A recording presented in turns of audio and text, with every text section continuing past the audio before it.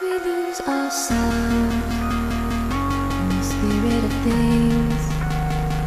We lose our sight when we put our trust in things of this material world.